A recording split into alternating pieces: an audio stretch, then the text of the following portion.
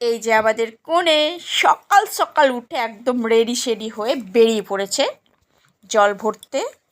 আমি তো ল্যাদ খেতে খেতেই অর্ধেক সময় চলে গেল। তারপর দেখছি সব এই মন্দিরে এসে হাজির।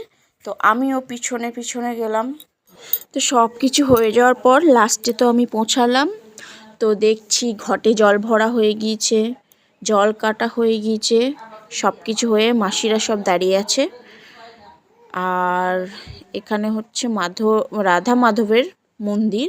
তো রাধা মাধবের মন্দিরে দর্শন করলাম সকাল সকাল। মনটা খুব খুব ভালো হয়ে গেল সত্যি।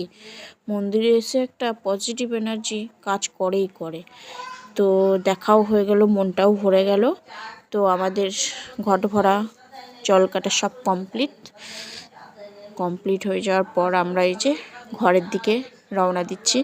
মন্দিরটা হচ্ছে 2-3টে ঘরের পরই মন্দির, বেশি দূর নয়।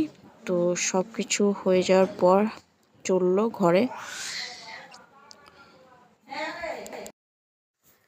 এখানে তো সেরকম পুকুর বা নদী নেই, তো জল কাটা বলতেই মন্দির থেকেই হলো।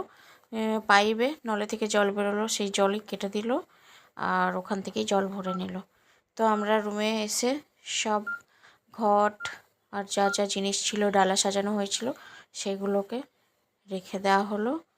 আর এই যে বুনি কখন যে ছোট থেকে বড় হয়ে গেল বুঝতেই পারলাম না। এই তো কদিন আগে কত এনজয় করছিলাম, আজ সে চলে যাবে ঘর ফাঁকা করে। রাধে রাধে।